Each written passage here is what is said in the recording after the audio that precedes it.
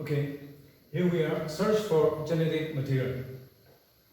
Ever since Mendel discovered the laws of inheritance, and he pointed out that these inheritance or the passing of hereditary characters from parents to offspring was determined by something known as factor. Now we know it's genes, which are present in the chromosomes, but then they had no way, they had no way in which to find out what was actually transferring. So Mendel just referred to it as a factor. This led to a race for the search of genetic matter. What was the genetic matter? So everybody thought it was protein, the genetic matter, because protein has a very, very complicated structure, which is a lot more complicated than the DNA structure, the double helix. And DNA actually, after it is produced, it forms a three-dimensional structure by folding itself on itself. And that looks very, very complicated. And a lot of scientists thought that it was the proteins which actually carried the genetic material. Again, they discovered the components of DNA also.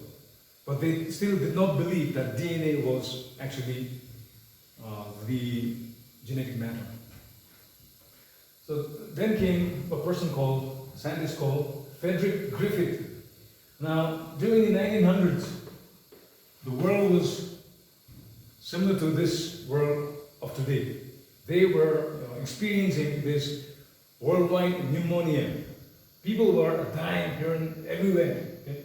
So the scientific world was in a race to find out what was the cause and what can be the answer to it. So Frederick Griffiths started experiments on a bacteria known as pneumococcus, okay, or Streptococcus pneumoniae. So that's the bacteria which actually causes pneumonia in humans. Now, in his studies, he found that the bacteria had two strains. One was the smooth strain, and the other the rough. Let me explain this. The bacteria had a smooth, tough capsule. Okay? And this was the one that caused pneumonia. Now, once it enters the human body will release antibodies in order to kill this bacteria. But because of the presence of this strong, smooth capsule, it was able to withstand the immunity of the humans. And the rough strain had a covering like this, which was thin, and it could not withhold, or it could not stand against the resisting powers of immunity. So immunity would, antibodies would break this and kill all these, what you call, rough strain. And the person would not suffer from pneumonia. But if the person had this kind of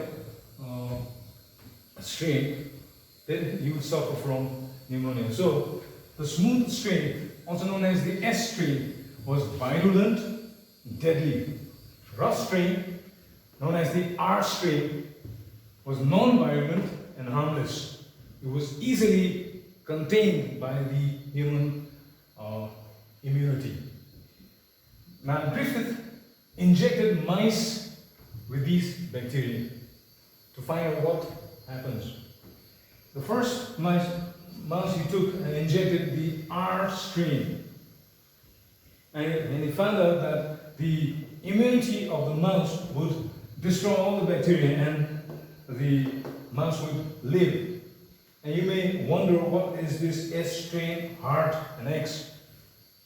He later on discovered, he performed sort of an autopsy, a after-death study on the internal organs to the cause of death. So, in autopsy, he found that the S strain bacteria was not found in the heart of this mouse. And then he took another mouse and he injected the S strain, the smooth strain, and the mouse was dead. And in the mouse's heart, he found live strains of the S strain bacterium. Then what he did next is, the third experiment, he heat killed the S strain. What it means is, he treated this bacteria through a certain temperature, which destroyed the activity of the bacterium. Okay? So the bacteria was dead. And these bacteria was injected into the mouse. And he found out that it did not kill the rat. And in the heart of the rat, it did not find any S strain at all. And the last experiment that he tried, what he did was, he took the R strain and mixed it with the heat-killed S strain bacteria. Both of these mixed and injected into the fourth mouse. He found that the mouse died. Although the S strain did not kill a live one, okay, but it did kill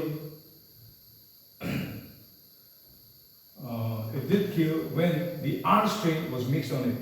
Meaning, this, and in his autopsy, he also found out that the S strain bacteria was present in the heart.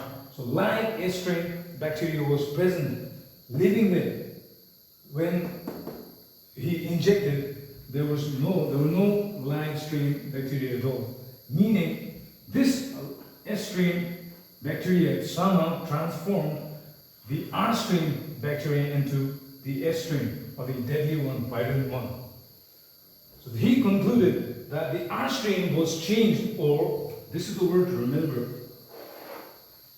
The R strain was transformed into a virulent S strain by something.